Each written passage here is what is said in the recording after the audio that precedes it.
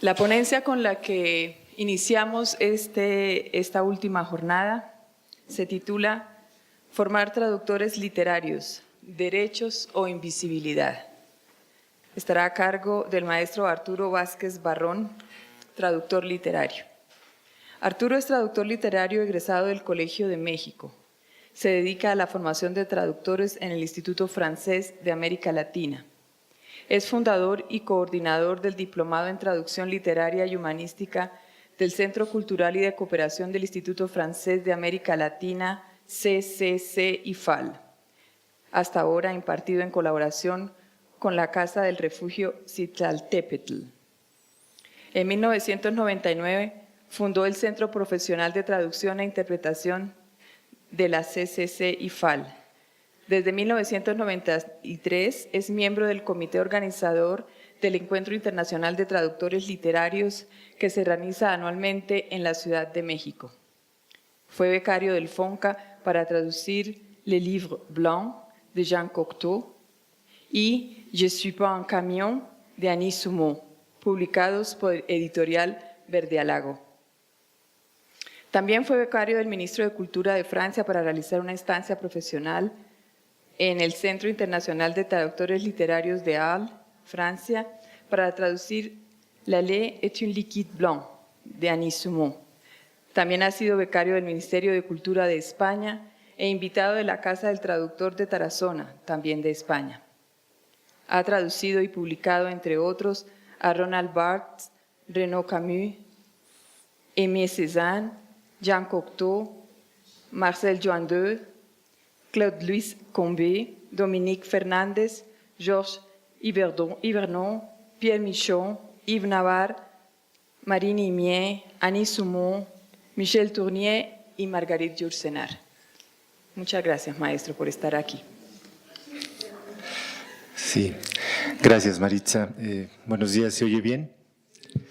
Bueno, quisiera empezar agradeciendo a la Universidad Nacional y a la ACTI, en particular a Janet y a Mateo, esta invitación que me honra mucho, que me dio mucho gusto recibir.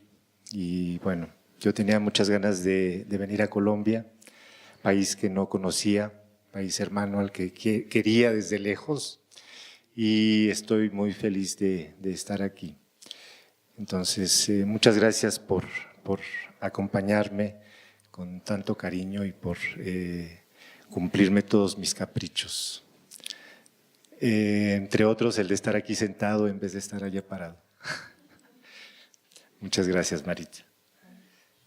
Abordaré el tema de los derechos del autor desde una perspectiva un poco diferente a lo que se ha hablado hasta el día de ayer.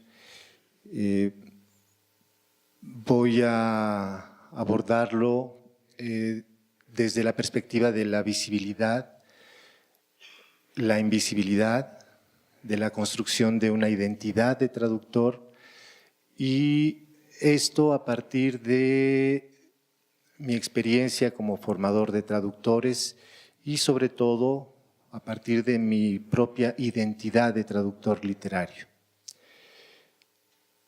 Me parece que los aspectos legales los hemos entendido ya, estamos con las excelentes participaciones previas, hemos podido darnos cuenta de lo mucho que tenemos que hacer, de lo mucho que tenemos que recorrer todavía para poder otorgarnos un mejor presente, pero y parecería entonces necesario también establecer, plantear y reflexionar en torno a la otra parte, que es la parte de la identidad traductora, sin la cual me parece no podemos movernos hacia ninguna parte.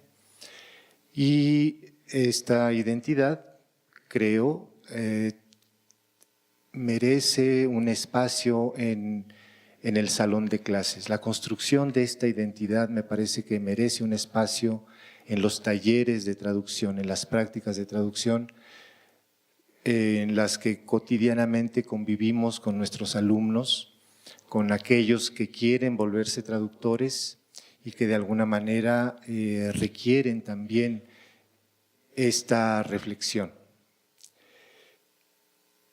Entonces, bueno, es por esa razón por la que nombré mi ponencia, ¿cómo la nombré? Formar traductores literarios, derechos o invisibilidad.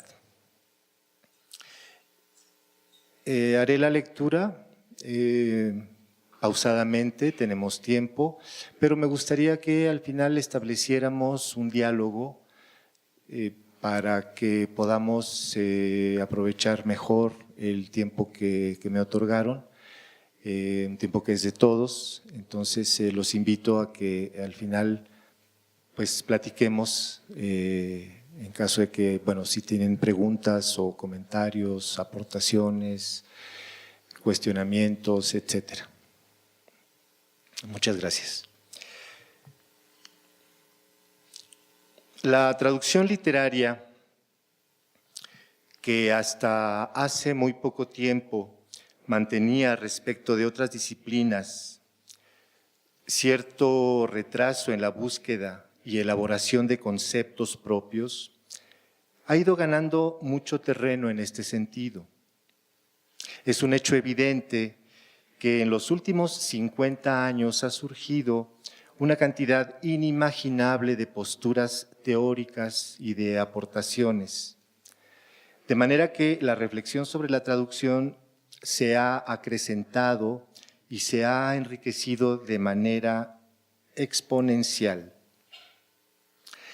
Sin embargo, lo que en el fondo parece relevante de este asombroso crecimiento, de esta enorme cantidad de reflexiones, es que el conjunto de estas reflexiones ha surgido desde la entraña misma de la traducción y, al parecer, ya con pasos propios, los traductores de literatura hemos ido dejando atrás la tutela intelectual y emocional, casi afectiva se podría decir, de la crítica literaria, la literatura comparada, la lingüística o la poética, de las que tanto tiempo dependimos y al abrigo de las cuales nos habíamos sentido absolutamente protegidos.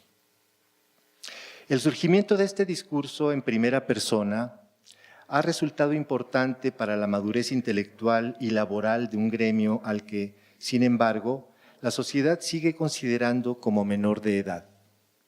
Sin duda, el traductor literario suele ser reconocido como un factor cultural necesario, pero al mismo tiempo prescindible. Díganlo si no, como se ha mencionado ya en repetidas ocasiones en este foro, todos los libros en los que, antes que el traductor, todavía suele aparecer el antologador, el recopilador, el ilustrador, el diseñador o incluso el corrector de estilo. Esta es una práctica común. Sin mencionar, por supuesto, todos los casos en los que un texto se publica y se comenta en la prensa cultural, sobre todo, sin que parezca necesario mencionar al traductor. Y no me detendré, puesto que ya lo hemos revisado también, en la lastimosa situación que mantenemos respecto del desbarajuste tarifario, ni en lo terrible que resulta que se nos siga privando de contratos justos y de nuestros derechos de autor, sin que eso parezca molestar a nadie. El fenómeno de invisibilidad al que estamos sujetos tiene mucho que ver con esta paradójica situación de ser necesarios, pero a final de cuentas no tanto. Con respecto a las tarifas, me gustaría mencionar rápidamente una comparación. Ayer Florabel nos hablaba de una tarifa de 20 euros por cuartilla de traducción de 1.500 caracteres. Hice la conversión y 20 euros, pues es en pesos mexicanos, no la pude hacer en pesos colombianos, me van a disculpar, pero en pesos mexicanos es de 380 pesos. El mercado en México establece que una tarifa digna, elevada para traductores ya consagrados es de 250 pesos, es decir, de aproximadamente 7 euros menos, es decir, 13 euros en vez de 20 euros. Sin embargo, el Fondo de Cultura Económica, que todos conocen bien aquí, que es la transnacional mexicana por excelencia y que es la que impone los criterios tarifarios de las tarifas oficiales, porque es un organismo paragubernamental, es de exactamente 120 pesos, es decir, 6 euros. Es muy difícil para un traductor pedir a un editor que le pague un poco más, puesto que el fondo establece su límite en 6 euros en vez de 20. Es terrible, el desequilibrio es mucho.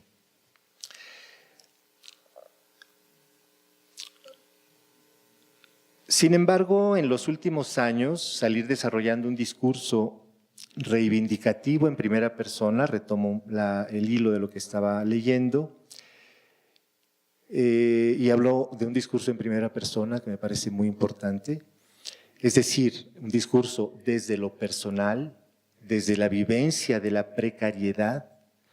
El traductor literario ha empezado a otorgarse una identidad propia, una forma de mirarse al espejo y describir lo que le resulta característico. En un mundo cada vez más globalizado en lo económico y marcado en lo cultural por el ineludible surgimiento de la diversidad como valor agregado a las identidades nacionales, parece llegada la hora en que el traductor de literatura establezca relaciones más igualitarias, más equitativas, más equilibradas, que le otorguen un reconocimiento objetivo dentro del cuerpo social en el que interactúa con los demás actores culturales y de manera particular con los agentes que intervienen en la cadena de producción del libro.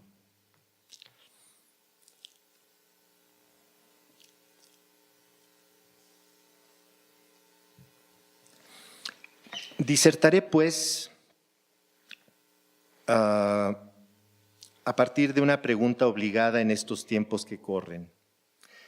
¿Cómo se ve el traductor literario a sí mismo? O, para precisar un poco más, ¿cómo se ve a sí mismo el traductor de literatura respecto de los diferentes campos sociales en los que interactúa? Y lo que de aquí se desprende y que nos remite directamente al tema de la formación, ¿cómo podemos construir y defender ante los demás una identidad propia para sobrevivir como agentes culturales con plenos derechos? Esa es la pregunta planteada en términos abstractos, porque en la realidad, como bien lo describió ayer Florabel, no existe un solo traductor, sino muchos traductores. En lo que se refiere al ámbito de la literatura traducida, la tipología es inmensa. Perdón.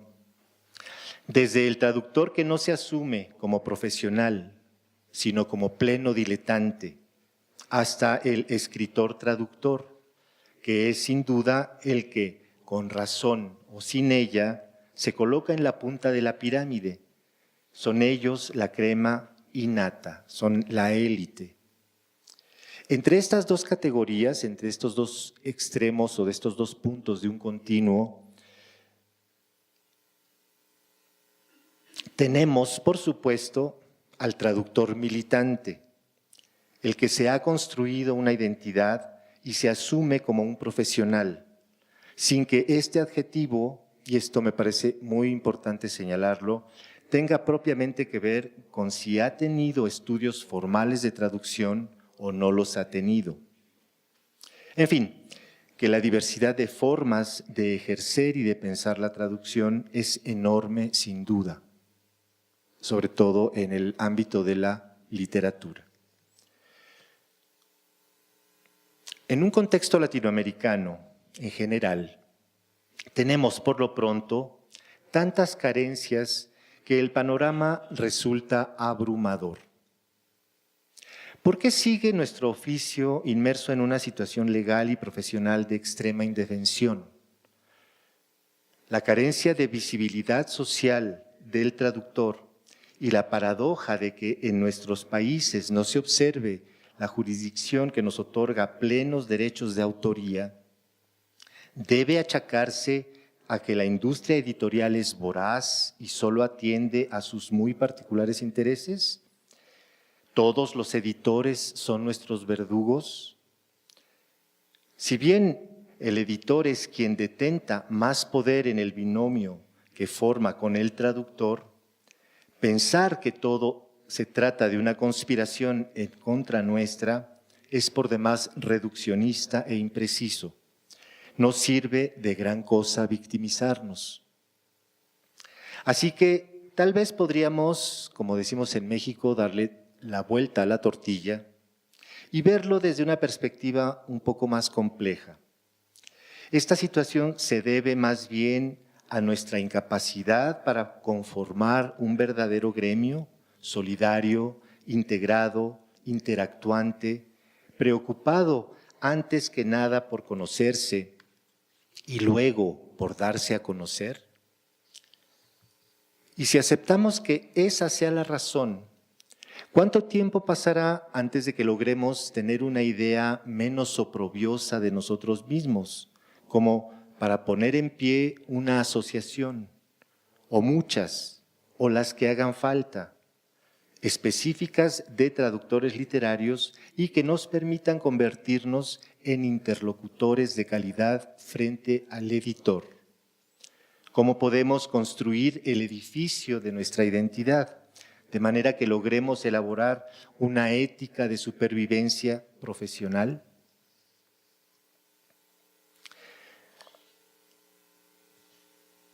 Sin dudarlo mucho, me atrevo a señalar que es justamente en el ámbito de la formación donde recae una parte importante de la responsabilidad para forjar un gremio, para inculcarnos una ética y para sentar las bases de un mejor presente. En este sentido, vale la pena señalar lo mucho que se ha avanzado en otras latitudes. Por tomar y poner un ejemplo, veamos lo ocurrido en España en los últimos 30 años. Hemos visto en este foro el caso de Canadá, el caso de Francia. El caso de España también es paradigmático en este sentido. Tomo las siguientes líneas del prólogo a la tercera edición del delicioso librito de Julio César Santoyo, que se llama El delito de traducir, publicado por la Universidad de León en un ya lejano 1985. Cito a Santoyo: en lo que añade al ámbito español de los estudios de traducción, muchísimas cosas han cambiado en España desde que en 1985 se publicó la primera edición de este modesto volumen. Los estudios que entonces eran de diplomatura han pasado a serlo de licenciatura. Hay nuevos planes de estudio, nueva área de conocimiento. Las 3 escuelas universitarias de aquellas fechas, Granada, Autónoma de Barcelona y Las Palmas, se han convertido hoy en más de 10 facultades. Vigo, Soria, Salamanca, Málaga, Comillas, Alfonso X, Pompeu Fabra. Se han impartido másters en traducción en La Laguna, Santander, Deusto, Valladolid, Alicante. El Consejo de Universidades autorizó a la Universidad de León el primer doctorado en traducción. Se ha abierto la Casa del Traductor en Tarazona y la Escuela de Traductores de Toledo parece haber iniciado una nueva etapa de recuperación del pasado. Es evidente que desde hace apenas 8 o 10 años se viene produciendo un cambio notable en la estrategia global con que el mundo académico e investigador encara el fenómeno traductor. Los aires que se respiran son ya absolutamente nuevos, porque nada semejante había ocurrido antes y porque, a pesar de que solo hablamos de un decenio, nada es ya como era. Las consecuencias de este cambio son tan evidentes que casi no merece la pena mencionarlas. En creciente aceleración histórica, la geografía nacional ha comenzado a salpicarse en los últimos tiempos de reuniones, a veces multitudinarias, en torno al tema genérico y facetas particulares de la traducción, hasta el punto de que esta proliferación comienza ya a llamar la atención ajena, que mira entre sorprendida y curiosa este mundo bullente de la traducción, como hace algunos años lo denominó Emilio Lorenzo. Hasta ahí la cita de Santoyo. Bueno, sin duda, como lo hemos dicho, es un panorama envidiable. Pero no me detendré a delinear lo mucho que en este sentido nos queda por hacer en la mayor parte de Latinoamérica. Bastará con decir que han surgido aquí y allá excelentes propuestas académicas que están dando la pelea y con mucha dignidad empiezan a desbrozar el camino. Ahora bien, este salto hacia adelante no ha sido únicamente cuantitativo, sino que se ha logrado un avance cualitativo muy importante también.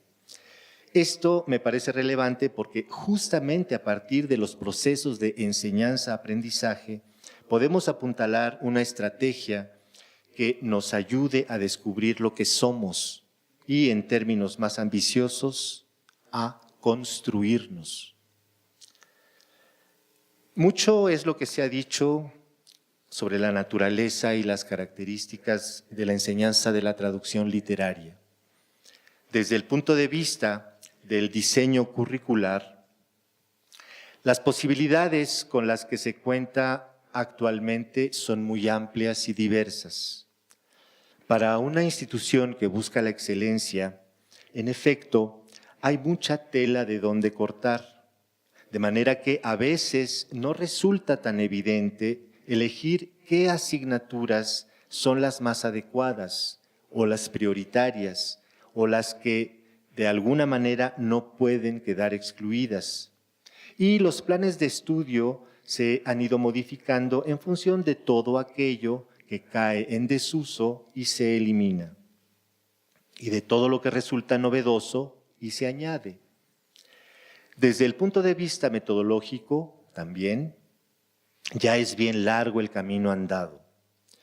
Mucho es lo que hemos avanzado desde aquellas metodologías prescriptivas y autoritarias de los años 60 y 70 que muchos de nosotros conocimos y que en algunos casos sufrimos en carne propia, hasta los actuales paradigmas interdisciplinarios de la enseñanza de la traducción, que cuentan con infinidad de recursos y estrategias novedosas que incluyen, entre otras muchas cosas, el relativismo implícito y la subjetividad que está presente en todo acto de traducción.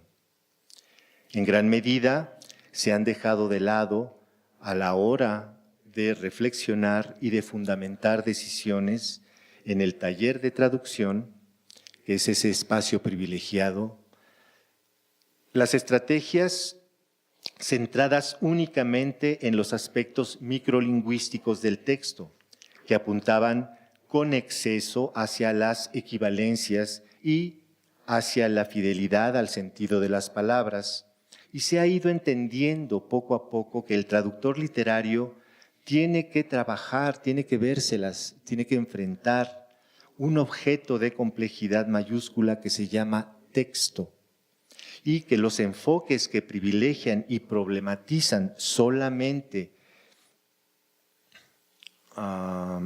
aspectos centrados en la lengua son obsoletos. También se han ido abandonando los comentarios en el taller de traducción de tipo o de naturaleza impresionista, tan comunes hasta hace algunos años. Esta palabra no me suena adecuada, no se oye nada bien, o se oye muy bien, o se oye muy pesado, o me parece extraño, etc. Comentarios que contienen altísimas dosis de especulación y le impiden al aprendiz mirar la complejidad de su labor.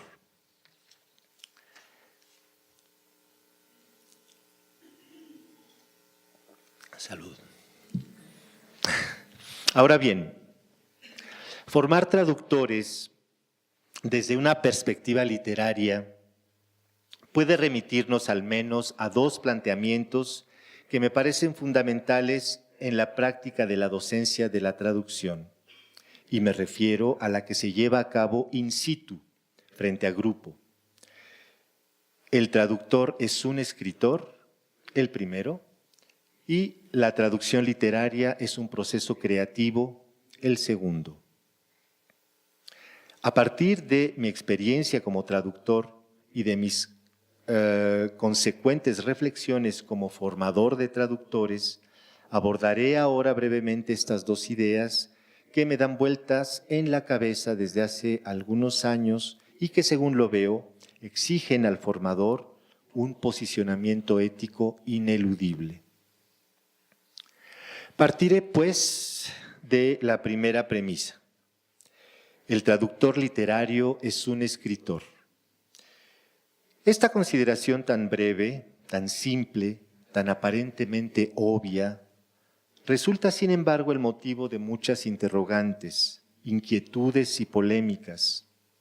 Para unos, el traductor de literatura, por más que se diga, no podrá nunca tener el estatus de verdadero escritor, por lo que considerarlo como autor con plenos derechos sobre sus textos es un planteamiento bastante problemático y resulta incómodo en muchos ámbitos relacionados con la práctica profesional de la traducción. A manera de ejemplo, diré que seguimos atorados, empantanados, tanto en México como en muchos otros países latinoamericanos, en el escollo de los contratos que nos hacen firmar y en los cuales se nos considera simples colaboradores, y tenemos que ceder sin alternativa los derechos que por el uso de nuestros textos quiera hacer la editorial que nos contrata. En el otro lado, tenemos a los convencidos de que el traductor debe considerarse un autor exactamente igual a los que escriben textos originales. En medio de estas dos posturas antagónicas, existe una buena cantidad de consideraciones intermedias, matizadas, parciales, sesgadas, oblicuas, que optan por invocar de manera más pragmática una naturaleza sui generis del traductor de literatura. Es decir, plantean algunos, sí somos autores, pero no tanto. O bien, dicen otros, sí somos autores, pero poquito. Y en esta indefinición crepuscular se gesta cualquier cantidad de aproximaciones románticas o ingenuas sobre qué somos en realidad.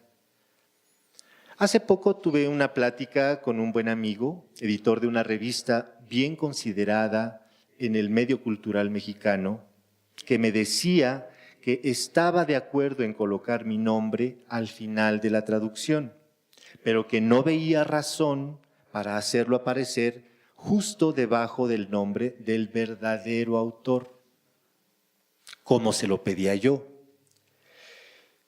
Le respondí que me daba muchas vueltas en la cabeza el adjetivo verdadero y le pregunté si era una completa insensatez, por no decir idiotez, considerarme como el verdadero autor de mi traducción. Me dijo que no era ese el punto y simplemente comentó que no había manera de comparar. Supongo que es ese el razonamiento que sigue operando en la cabeza de muchos editores y les impide concedernos que en los libros aparezca nuestro nombre en la portada o en la página legal y a veces incluso en la contraportada. Vale la pena mencionar que considerarse autor con plenos derechos no es, por lo demás, ni un capricho ni una revancha, ya lo hemos visto. Carlos Muñoz Viada, exabogado y asesor jurídico de ACET, relata en un artículo titulado La condición de autor del traductor, publicado en 2008 en la revista Vasos Comunicantes, que Carmen Francí, a la sazón secretaria general de ACET, le comentó que a un traductor miembro de la asociación, miembro de ACET, un editor le había dicho que no era lo mismo ser autor que traductor y que los derechos de unos y otros eran distintos. En respuesta y para dejar clara la condición de uno y otro, escribe lo siguiente, y cito a Muñoz Viada. Es muy importante que de una vez por todas quede claro que no existe a efectos de la vigente ley de propiedad intelectual la más mínima diferencia entre un traductor y un autor, y que los derechos de propiedad intelectual reconocidos a unos y a otros en la actual normativa son los mismos. Esto lo vimos muy claramente ayer en la excelente presentación de… comentábamos después que efectivamente tanto aquí en Colombia como en México la ley de derechos de autor considera al traductor como autor, pero ese es en el papel. Efectivamente el problema no es tanto que estemos desprotegidos legalmente, sino que es letra muerta, son leyes inaplicables en la mayor parte de nuestros países y es ahí en donde reside una parte del problema. Ahora va la otra parte. ¿En verdad estamos convencidos de esto?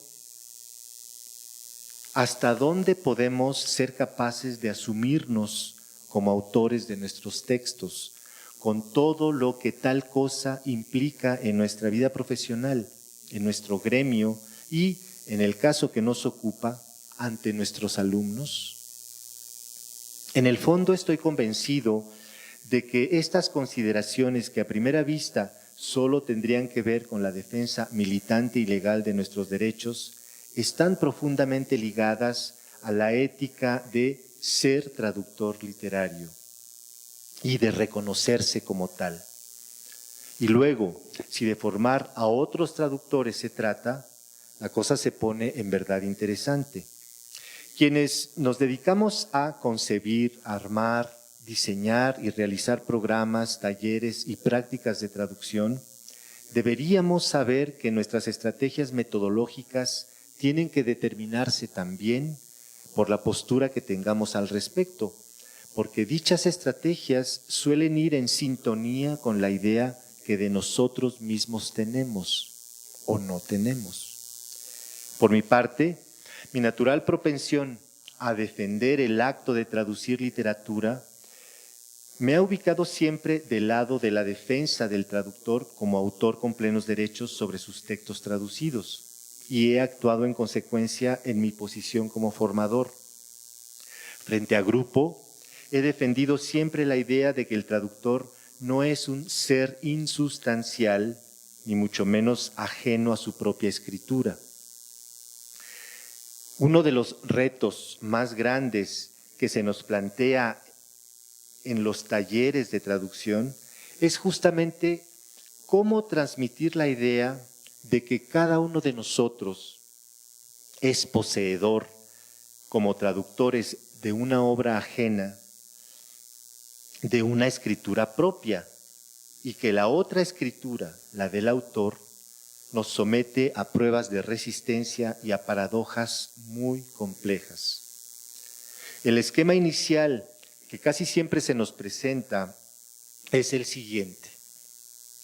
El estudiante no sabe cómo resolver su impulso creador ante el texto que traduce, dado que no puede determinar de entrada, de manera automática, hasta dónde puede intervenir en el texto o hasta dónde es deseable que desaparezca frente al texto. Esto ocurre de manera invariable, pues esa es justamente una de las preguntas que todo traductor se hace en algún momento de su vida. Este conflicto de intereses primigenio muchas veces se resuelve de la peor manera, cuando se recomienda al alumno que claudique de su propia iniciativa creadora, cuando se recomienda al alumno que haga desaparecer cualquier característica extraña del original y que se limite a escribir en buen español. Para que a nadie molesten sus textos y todos digan que se entiende todo muy bien, que todo fluye y que hasta el más exigente corrector de estilo quedará complacido con sus traducciones también redactadas. Como si la literatura en general y la literatura traducida en particular fuera un mero trámite de buena redacción. Parecería que estuviéramos trabajando con códigos de buena conducta y no con un objeto artístico. Esto, que podría parecernos un exceso y que en el marco de este coloquio puede considerarse resuelto y entendido, en la realidad cotidiana de muchos alumnos es más común de lo que pensamos. Así, sería necesario abrir el espacio que hace falta para reflexionar de manera conjunta con el grupo y de manera individual también sobre el hecho de que todos nos debatimos siempre entre dos realidades indisociables.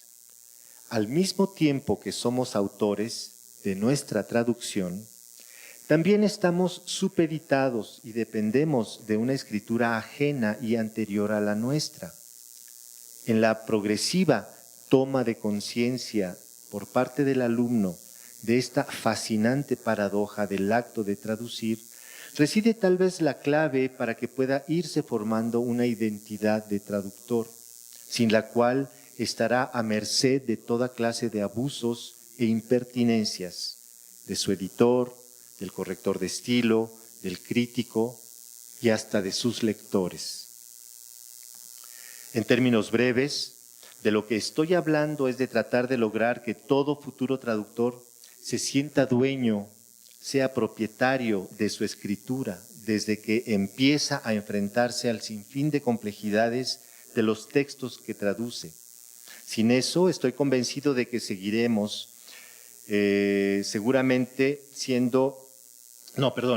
estoy convencido de que seguramente podrá ser capaz de aproximarse al texto con soltura, con erudición, con indudables competencias analíticas, pero estará desprovisto de dos cosas absolutamente necesarias: confianza en sí mismo y rigurosidad para escribir literatura traducida.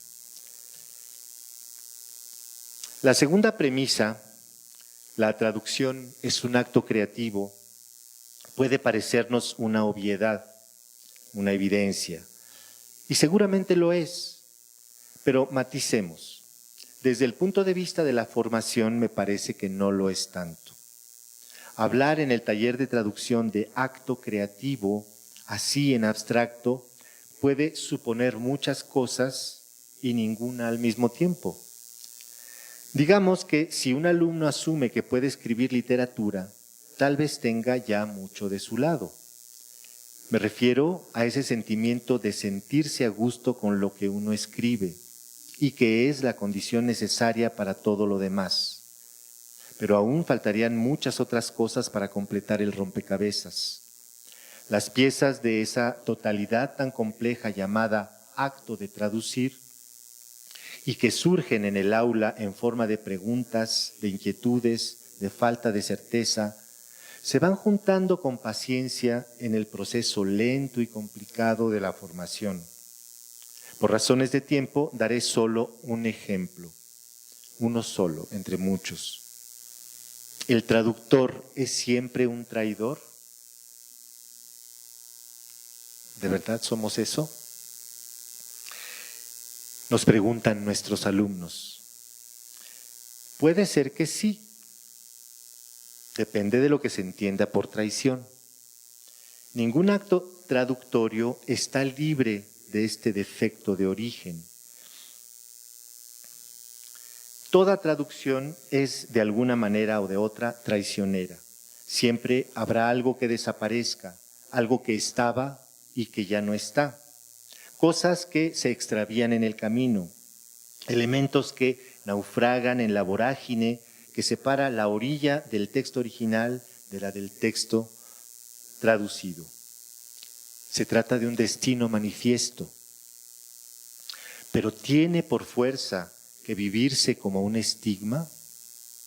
Por supuesto que no. Es necesario desdramatizar con el grupo clase esta condición histórica para que el pecado original se sustituya por una fuerza creativa y regeneradora.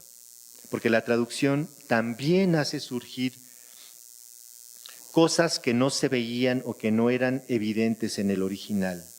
Y desde esta perspectiva, la imposibilidad de fidelidad absoluta adquiere una dimensión mucho menos culpígena. Por así decirlo, este sistema de pérdidas y de ganancias muy complejo, muy variable según el texto y según el traductor, y que depende de un proyecto de traducción previo, riguroso, establecido cuando el lector-traductor intuye, descubre, desde el momento de sus primeros acercamientos, qué elementos narrativos y estructurales corren el riesgo de perderse. Y luego, después de reflexionar, investigar, decidir, al ir escribiendo su texto-traducción, establece qué cosas puede o quiere conservar y qué otras cosas tendrán que sacrificarse. Así, el resultado nunca es por completo satisfactorio, lo sabemos bien. Pero ¿qué importa? La literatura es aproximación, es subjetividad expresiva, es multiplicidad de lecturas, es equivocidad.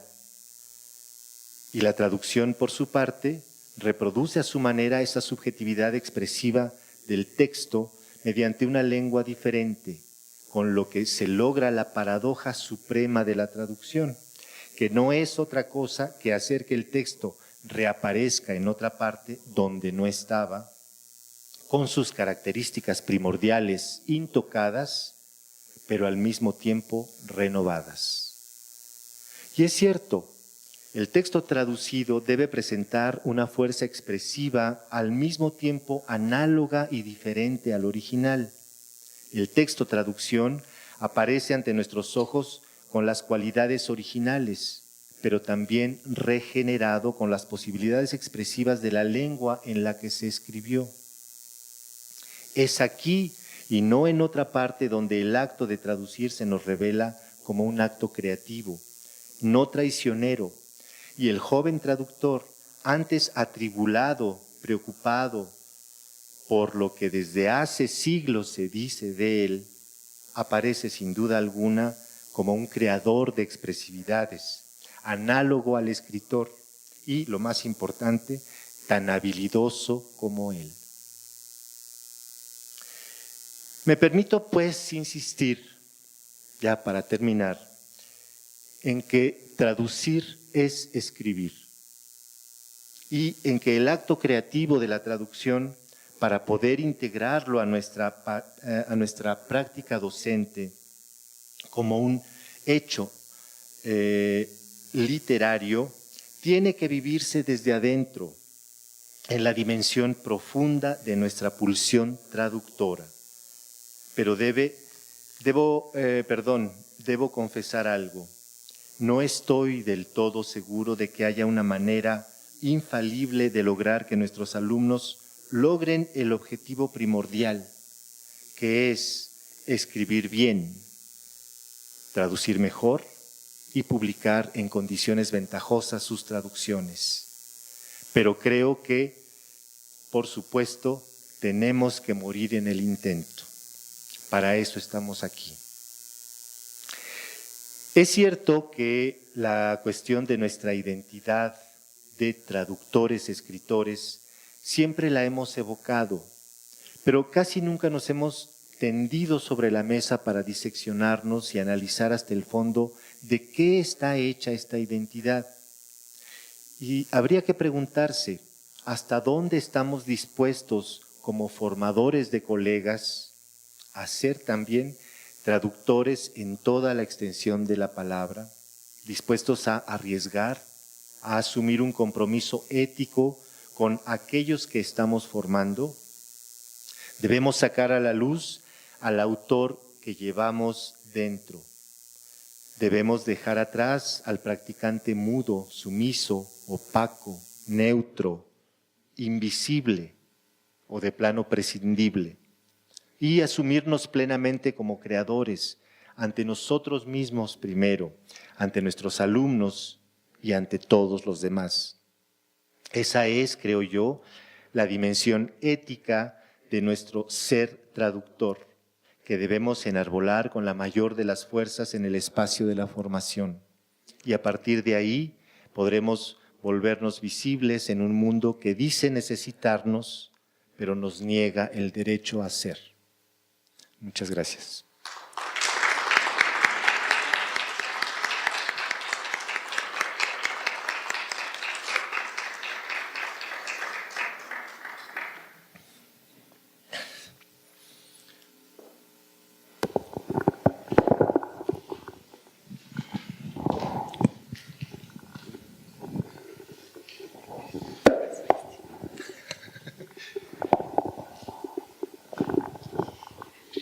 Bueno, yo creo que nos dejan un par de interrogantes, por no decir abre un mar de interrogantes lo que acabas de decir. Para iniciar este diálogo y para esclarecer esas paradojas que supone la traducción literaria, yo quisiera que habláramos un poco, maestro, si se pudiera abordar desde esa perspectiva, ¿qué significa escribir bien en un contexto literario? En un contexto literario, escribir bien significa, me parece, escribir mal.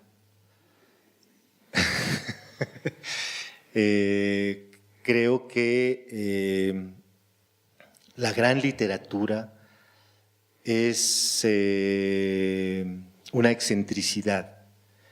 La gran literatura es una forma de apartarse del canon, es una forma de anomalía creativa. De alguna manera, el escritor, para poder plasmar en sus textos una marca personal que lo defina y que nos permita reconocerlo y que nos permita disfrutarlo y ser admiradores de esa manera de usar la lengua que tiene, la lengua que usa, es precisamente apartándose del uso común. Eso me parece que es escribir bien.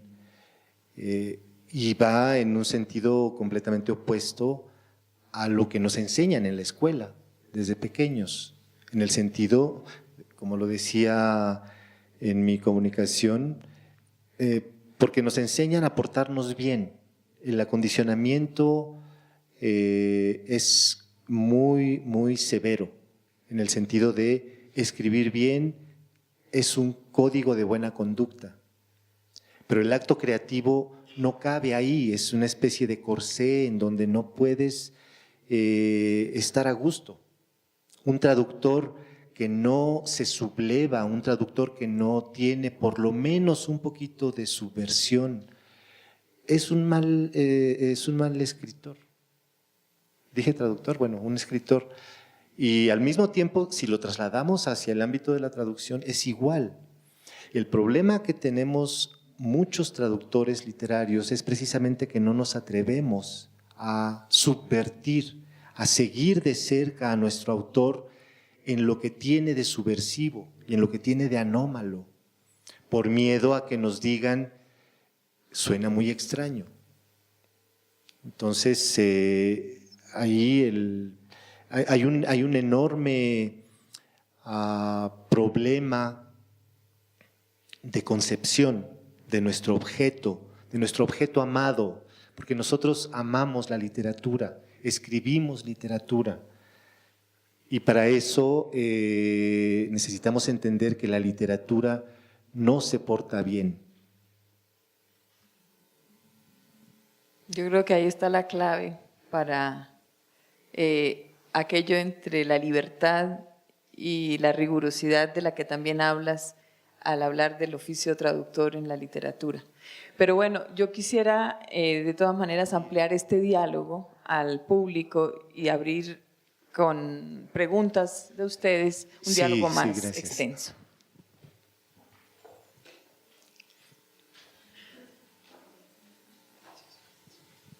Muchas gracias.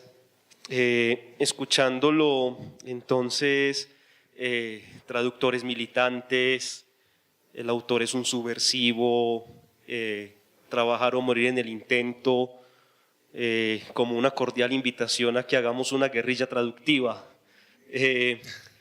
Eso pues aparte del comentario. Sí, podría decir, si entiendo bien, usted al hablar de la pulsión de traducción, la ética del traductor, al mencionar todos estos aspectos, como podría acaso decir, en realidad la traducción no se puede enseñar a traducir, sino como más bien, como usted mencionaba, el grupo escuela, este grupo, más bien como más bien crear el espacio propicio para pensar y pensarnos como traductores. Y no sé, ¿podría comentar algo al respecto? Sí, ¿se oye? ¿Sí? Sí, efectivamente.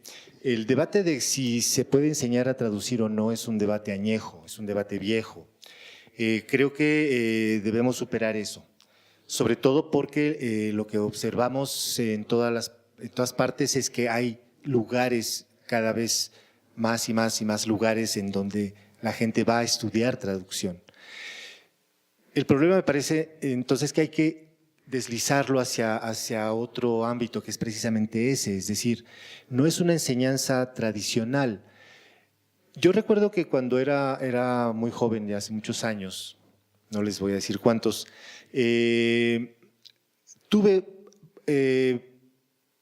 profesores que eran excelentes traductores, pero pésimos maestros, precisamente porque no creaban un espacio propicio con su grupo clase para la reflexión. Era más bien un espacio en el que se tenía que acatar sin miramientos la prescripción. Esta es mi traducción y mira lo que tú hiciste. Está bien, pero tienes que llegar a esto. Es decir, es el modelo más autoritario y más altanero de la pedagogía. Es el modelo de la supremacía del tutor. Y yo creo que eso se tiene que cambiar porque así no se puede enseñar a traducir. Es decir, yo creo que el aprendiz de traducción tiene un potencial, tiene posibilidades dentro de él o de ella para poder escribir literatura traducida. El problema es cómo le vamos a hacer para que descubra hasta dónde puede llegar. No todos nuestros alumnos tienen el mismo potencial, no todos van a ser grandes traductores.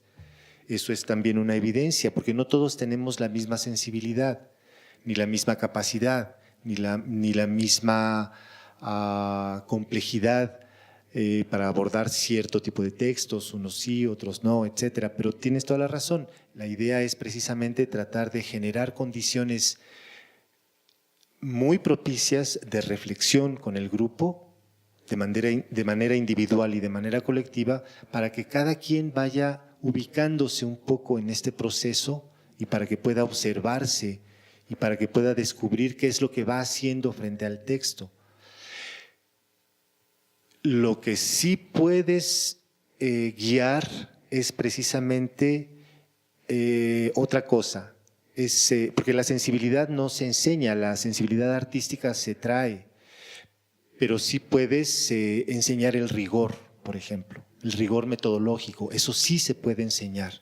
Sí puedes decir, tienes que aprender a observar el texto desde esta perspectiva o desde esta o desde esta o desde esta. No tenemos que casarnos solamente con un modelo. Yo suelo ser muy ecléctico en eso, aprovecho todo lo que está a mi disposición para poder acercarme a un texto. Entonces, porque me ha servido y porque me permite ser más dinámico frente a mi propia actividad creativa. Y creo que eso sí lo puedes guiar un poco más, pero no desde una perspectiva obviamente autoritaria.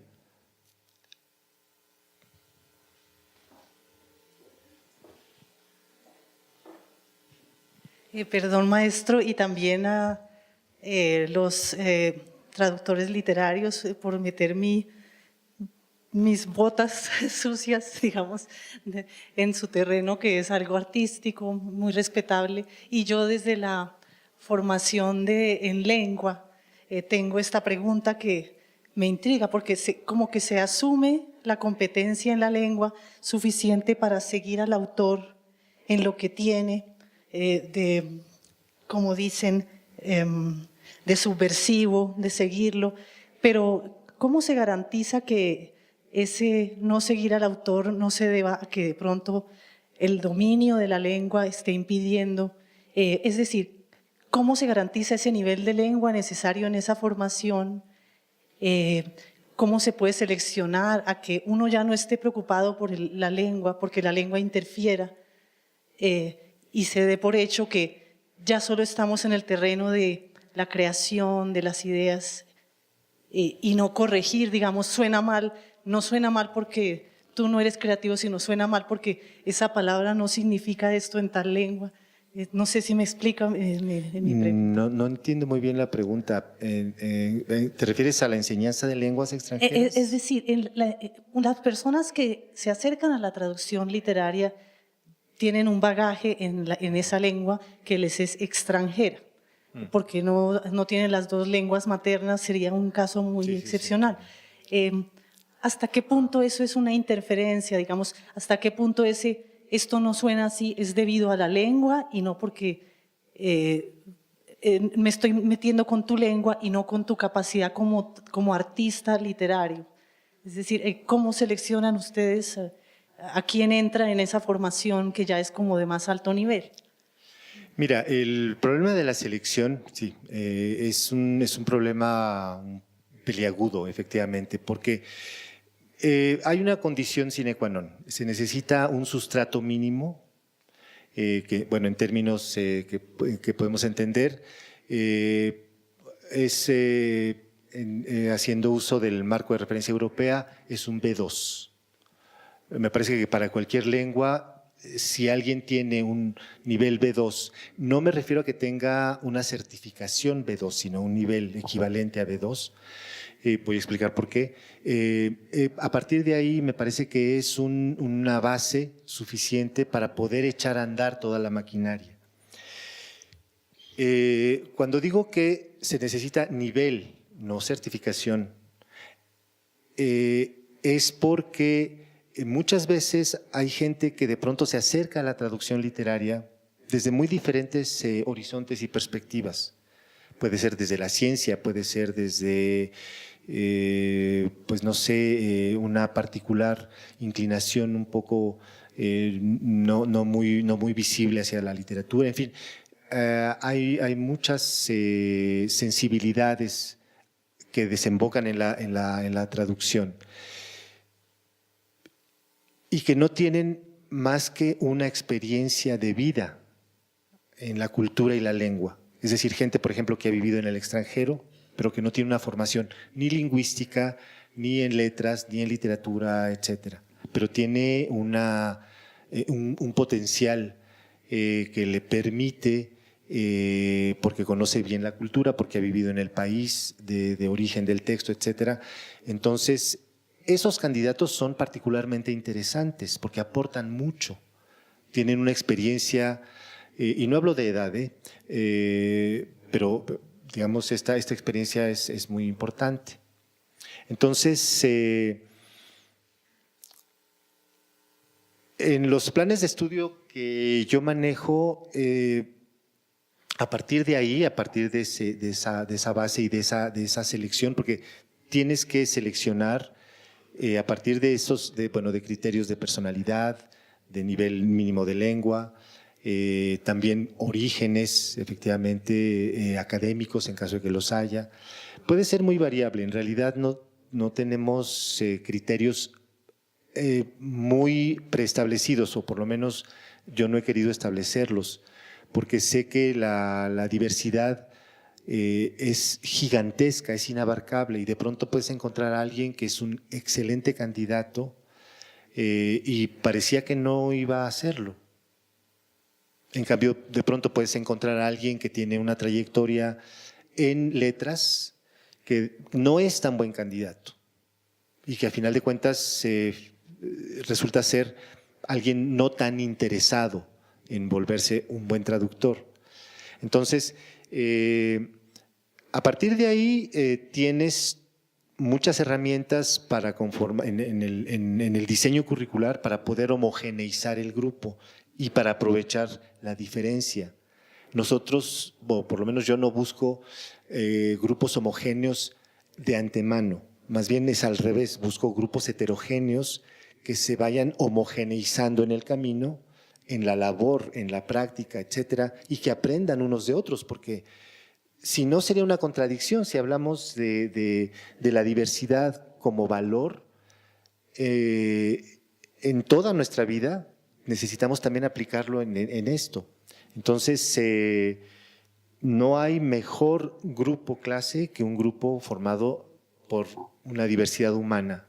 Mientras más rico sea y más diferente, vas a poder trabajar mejor y va a ser mucho más intensa y mucho más interesante y mucho más enriquecedor el debate y la reflexión que se haga sobre el texto. Dado que el texto tiene que ser equívoco y tiene que, bueno, es por naturaleza equívoco y permite una multiplicidad de lecturas. Entonces no podemos aspirar a que solamente se entienda de una manera, con grupos homogéneos. Pero a partir de ahí entonces la idea es ser muy rigurosos en el conocimiento formal de la lengua. Eso también es muy importante, tanto de la lengua que se traduce como la lengua a la que se traduce. Sin eso es imposible que el traductor pueda realmente tener los elementos que le permitan ponerse al tú por tú con su autor. Eso es indudable.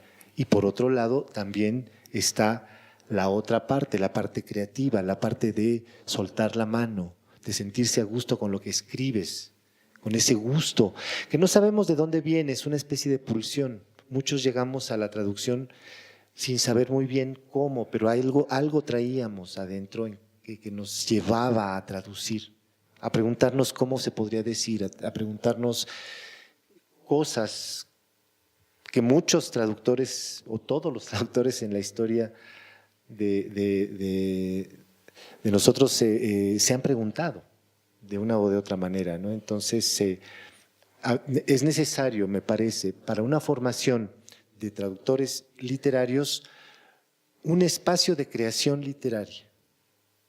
Es decir, necesitan escribir cosas, buenas o malas, pero necesitan liberar la mano, necesitan poder sentirse a gusto con su escritura. No importa si son excelentes producciones o no lo son tanto, pero que sepan que pueden escribir, porque si no, me parece que nos quedamos en el nivel simplemente de la técnica. Y me parece que si bien se puede llegar a formar también buenos traductores así, pero creo que falta ese elemento.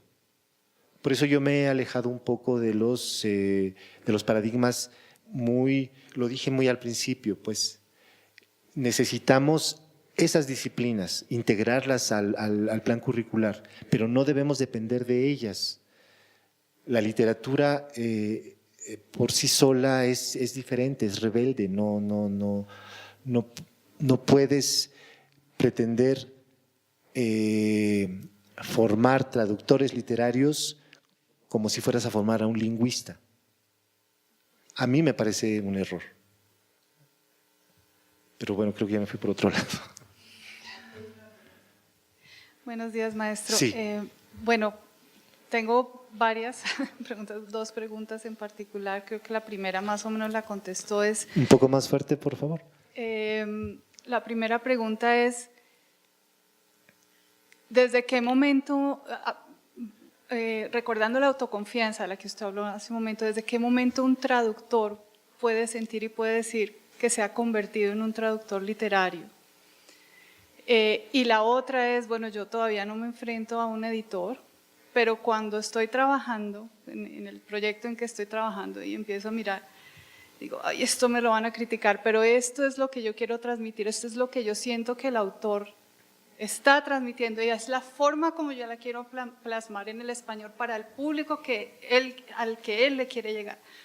¿Cómo me voy a enfrentar a un editor? Uy. Bueno, mira, respecto de la primera pregunta, ¿en qué momento alguien se vuelve traductor? ¿Es eso? ¿Sí? ¿Literario? No te la podría contestar realmente. Creo que los momentos son diferentes para cada quien. Tal vez te vuelves o te identificas a ti mismo como traductor literario cuando descubres que quieres hacer eso por encima de otras cosas. No importa si no vives de eso, pero que te interesa mayormente. Sin embargo, dadas las condiciones de supervivencia tan precarias, a lo mejor no es un buen parámetro. No lo sé, podría ser tal vez ese momento un poco como una especie de revelación, ¿no? De epifanía, en donde de pronto sientes que escribiste una traducción, porque yo insisto mucho en eso. Uno escribe traducciones y te sientes a gusto con lo que escribiste. No importa si es la mejor traducción del planeta. No hablemos aquí de calidad de la traducción, eso es un debate abierto todavía. Pero sentir que te gusta lo que finalmente escribiste en el texto. Posiblemente a partir de ahí. ¿Y la otra? Enfrentarse a los editores. ¿Cómo enfrentarse a los editores? Bueno, sí. Pues con los pantalones bien puestos, porque mira, hay un fenómeno análogo con el escritor. El escritor que de pronto escribe cosas que a un editor no le gustan.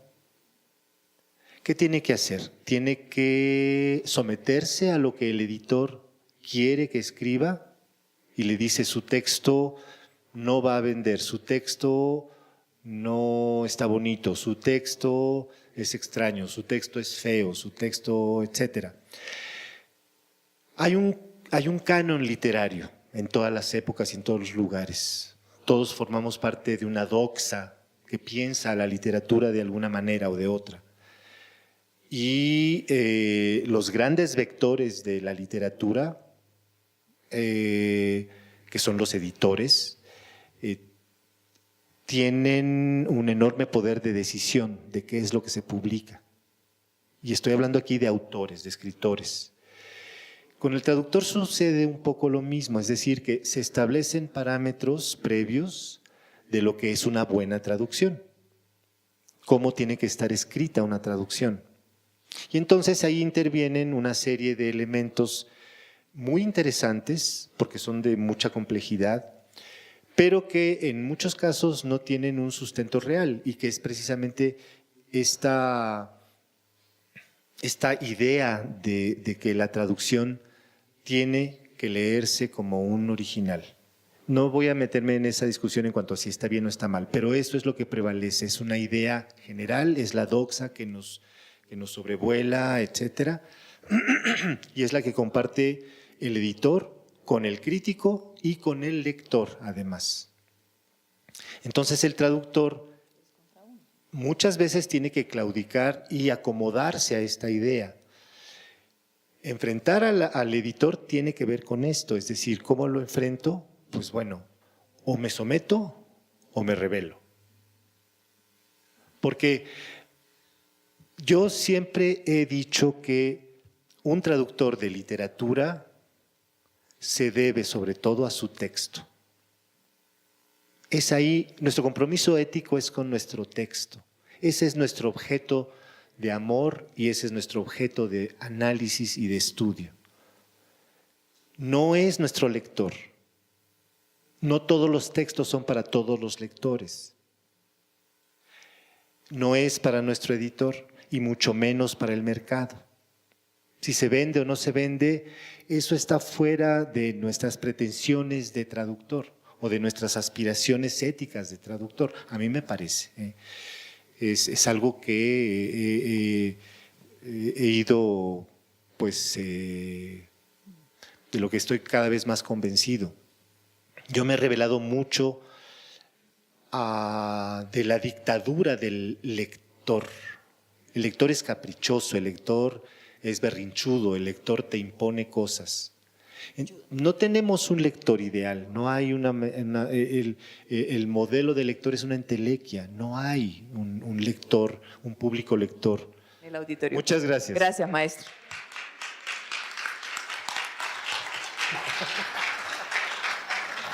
Excelente, maestro. Iluminante.